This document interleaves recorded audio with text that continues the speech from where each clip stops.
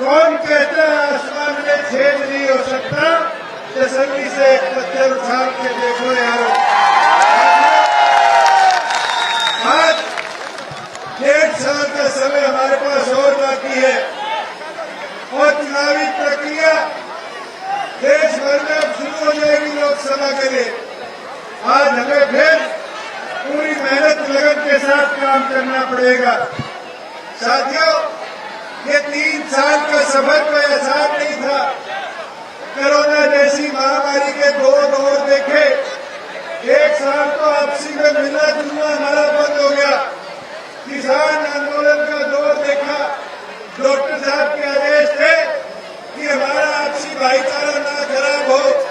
1 साल उसकी वजह से हमें एक दूसरे से दूर रहना पड़ा। मगर साथियों, आज माहौल आपके पक्ष में, आज परिस्थितियां आपके पक्ष में।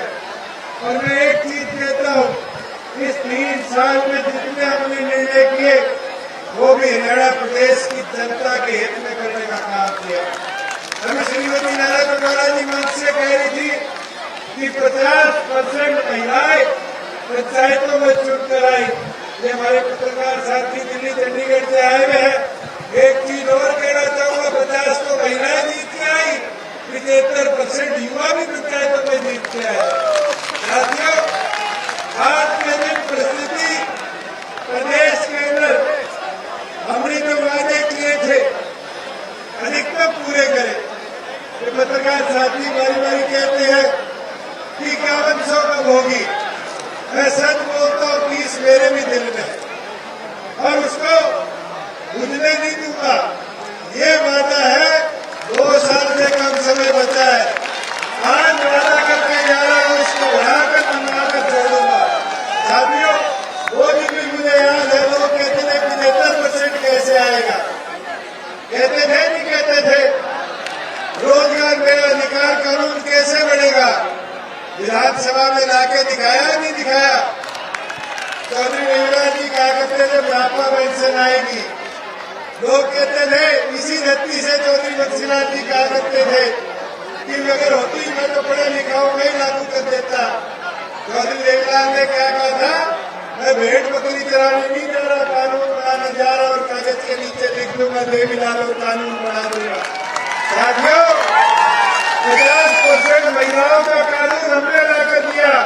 आज देश भर को उठाकर देख लो, इतनी बड़ी हिस्सेदारी कानूनी तौर पर जिला परिषद, ब्लॉक समिति, पंचायत, नगर पंचायत आज देश में कहीं भी नहीं है।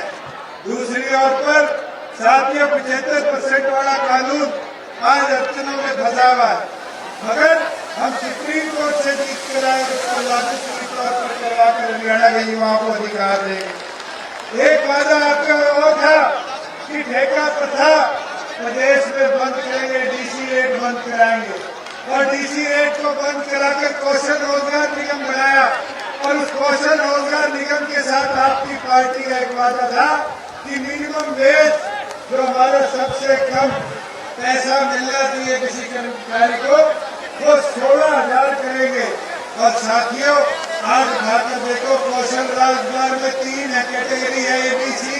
तीनों के अंदर आज 16,000 से अधिक, और आज एक कैटेगरी में वो 17,500 रुपये मिनिमम वेज देने का काम कर रहे हैं। मगर एक चीज, ये मेरी माताएं बहनें बैठी, अभी नैना चौटाला जी भी आग्रह करनी थी कि 50% महिलाओं को दे दिया पंचायत में अधिकार, 33% अधिकार आपने राशन डिपो में दे दिया।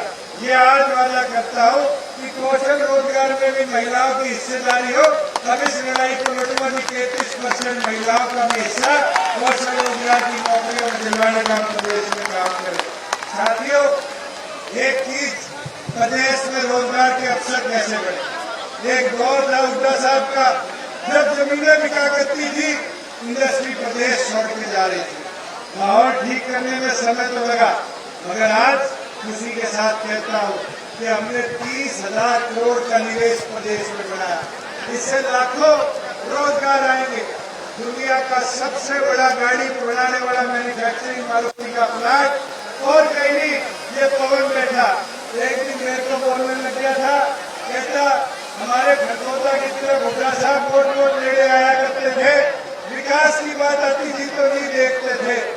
कहते हैं आने वाले 10 साल में मारुति आपने लादी गुड़गांव से ज्यादा हमारे खरखोटा को डेवलप करने का काम करेंगे। साथियों, आज 10,000 गाड़ियां एक प्लांट 6 साल में बनेगी। वही मेवात जैसी जगह इंडस्ट्री जाने से कतराती थी, आज मेवात के अंदर हमने प्रयास करके बैटरी मैन्युफैक्चरिंग की दुनिया की सबसे बड़ी कंपनी लाने का काम किया। गुड़गांव के अंदर एशिया का दूसरा सबसे बड़ा वेयर हाउस लॉजिस्टिक का आज हम ई कॉमर्स के लिए बनवा रहे हैं फ्लिपकार्ट से। आज अगर उठाकर देखो प्रदेश भर के अलग अलग जिलों में, चाहे पद्मा योजना हो, चाहे हमारी स्टार्टअप योजना हो, चाहे ई व्हीकल योजना हो, अलग अलग इंडस्ट्री का रुझान हरियाणा की योजना और बसों की कंपनी जेडीएम ने इंडिया में इलेक्ट्रिक बस बने, उसका पहला प्लांट आपके कॉलोनी में लगाने का काम किया। साथियों, मैं तो एक चीज बोलना चाहूंगा, आज हमें फोकस करना है, बढ़ाना है, मेरे की ताकत को बढ़ाना है। और प्रदेश सरकार ने अनेक ऐतिहासिक फैसले लिए।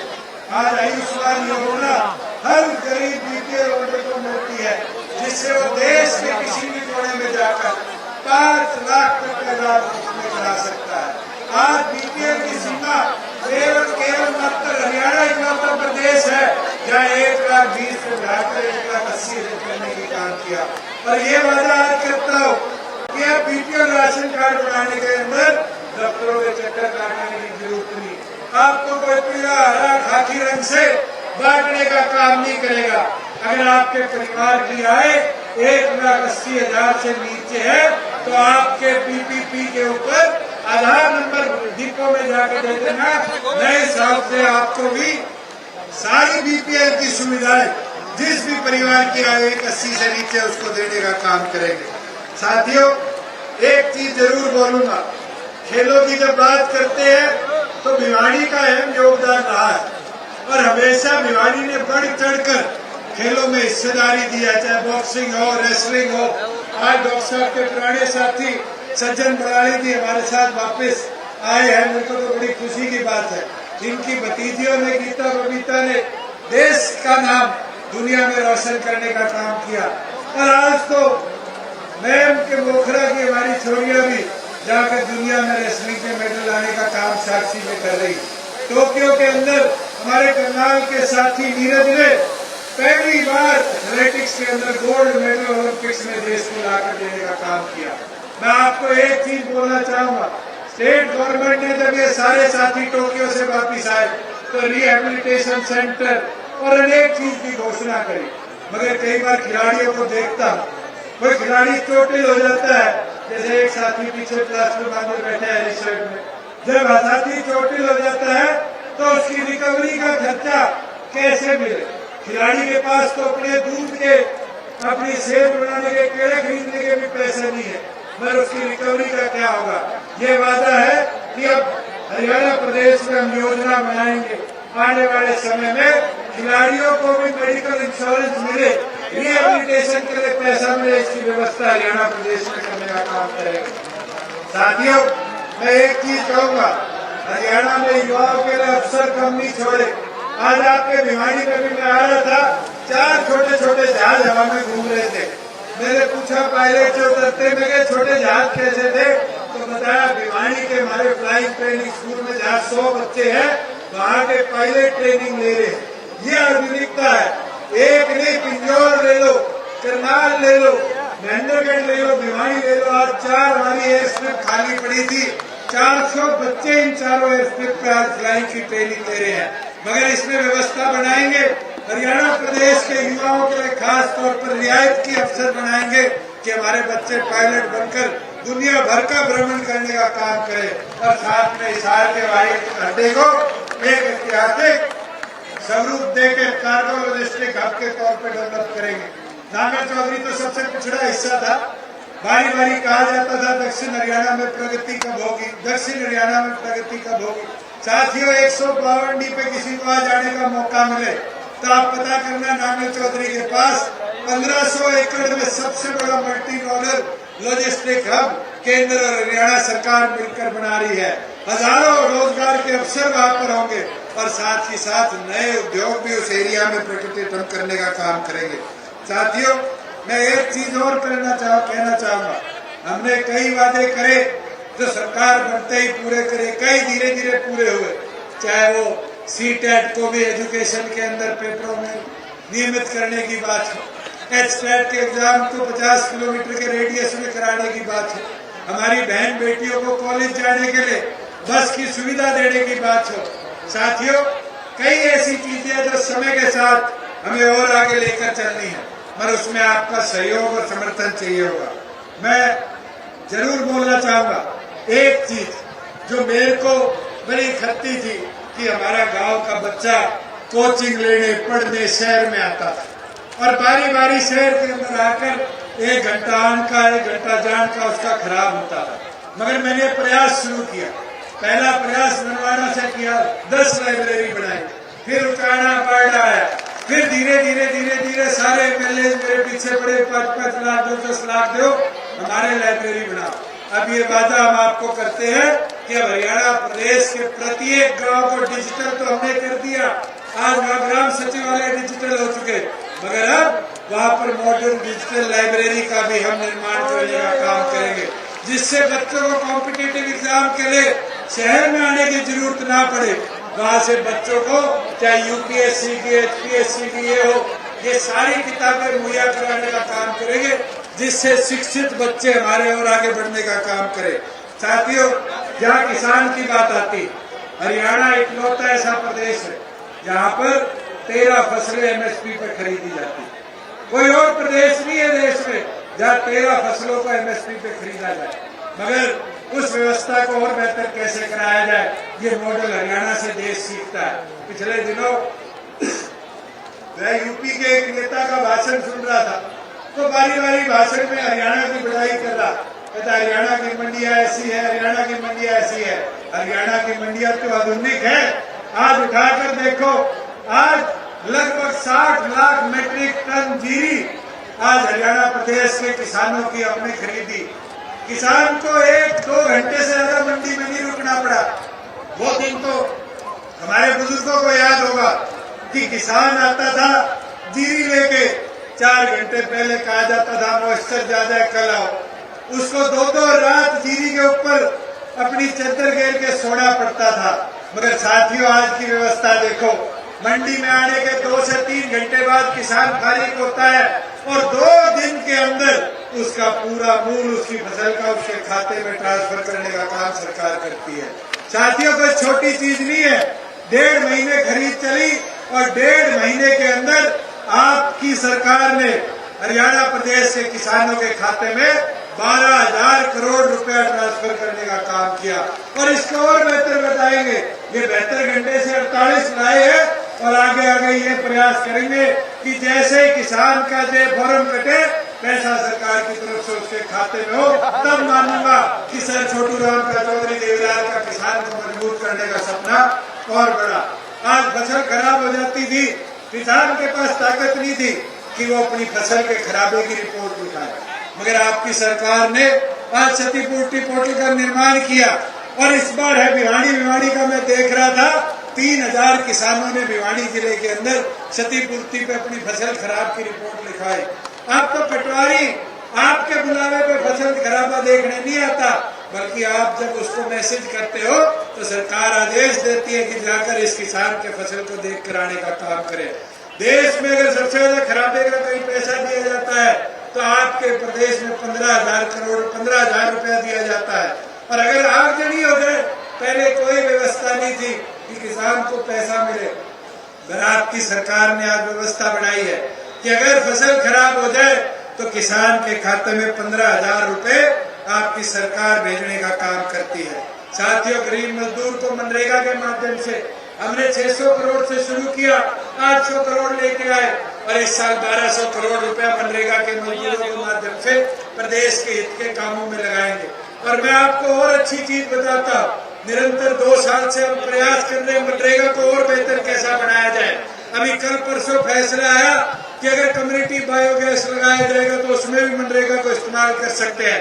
अगर किसी किसान की बागवानी की अगर पौधे लगाने हैं तो उसमें भी हम मनरेगा यूज कर सकते हैं। और केंद्र से ये भी मांग करूंगा जल्द और मिलकर भी आऊंगा कि अब किसान के खेत में जिसकी 5 एकड़ से कम जमीन है, अगर उसकी हिस्सेदारी भी कोई करना चाहे तो मनरेगा की हिस्सेदारी भी उसमें लाने का काम करो। साथियों, एक चीज जरूर बोलना चाहूंगा। कई ऐसी चीजें, अभी चौधरी ईश्वर सिंह जी मेरे पास आए और कहे कि मैं एक बात आपसे मांगनी भूल गया, और जैसे उन्होंने ये बात कही मैंने कहा मुझे याद है आप क्या मांगना चाह रहे थे, और ये हमारा वादा भी है। और ये वादा मैं ये आज मंच से कह देता हूं, फरवरी 2023 में पूरा कर देंगे कि कुरुक्षेत्र में रविदास मंदिर का निर्माण कर और आपके नेतृत्व में कराऊंगा चौधरी साहब कि आप जाकर वहां जाकर इस मंदिर को आगे लेकर चलने का काम करें, सोच को आगे बढ़ाने का काम करें। साथियों, एक चीज जरूर हमें सब समझने की जरूरत है, देखने की जरूरत है कि प्रदेश के अंदर जब प्रगति होती है तो बहुत से लोगों को दिक्कत भी होती है। बहुत से लोग सोचते हैं कि ये क्यों हो रहा है, ये कैसे हो रहा है।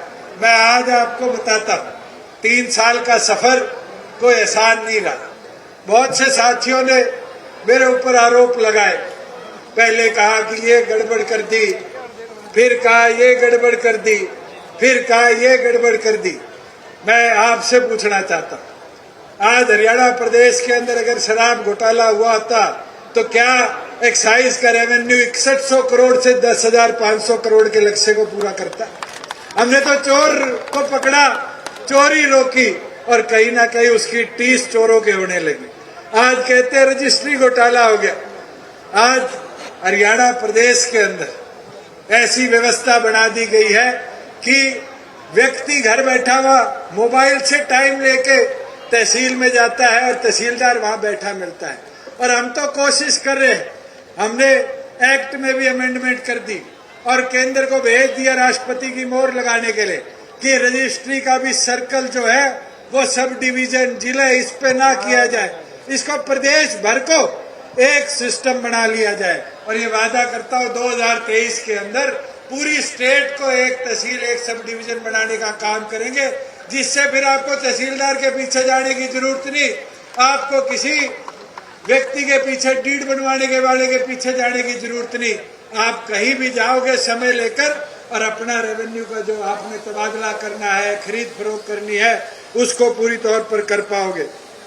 एक चीज साथियों आज और समझने देखने की कि आज प्रदेश के अंदर माहौल दिन प्रतिदिन आपके पक्ष का बनता जा रहा है, पर इसको और आगे ले जाने के लिए हमें बूथ लेवल पर जाना पड़ेगा, हमें घर घर जाना पड़ेगा, व्यक्ति व्यक्ति तक पहुंचना पड़ेगा और उसके अंदर आपका योगदान बहुत महत्वपूर्ण है।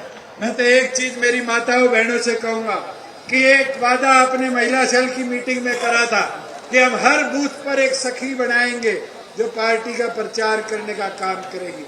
आज तो हमारे माताएं बहनें 50% आ चुकी, हमारी पंचायतों में बैठ चुकी, जिला परिषद ब्लॉकों में बैठ चुकी।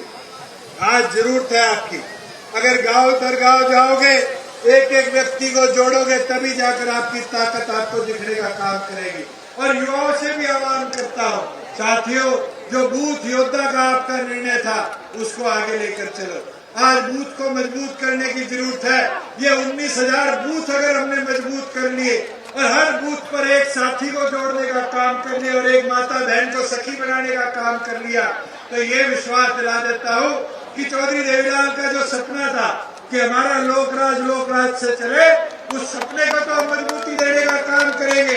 वही डॉक्टर अजय सिंह चौटाला जी के सपने को भी पूरा करेंगे कि प्रदेश नहीं राष्ट्रीय स्तर पर भी पार्टी का विस्तारण हो, बढ़ावा हो और दूसरे प्रदेशों में भी जाकर संगठन को मजबूती देंगे। साथियों, मैं तो इतना आपको कहना चाहूंगा कि अब समय आ चुका कि आप अपनी ताकत को दर्शाने का काम करें।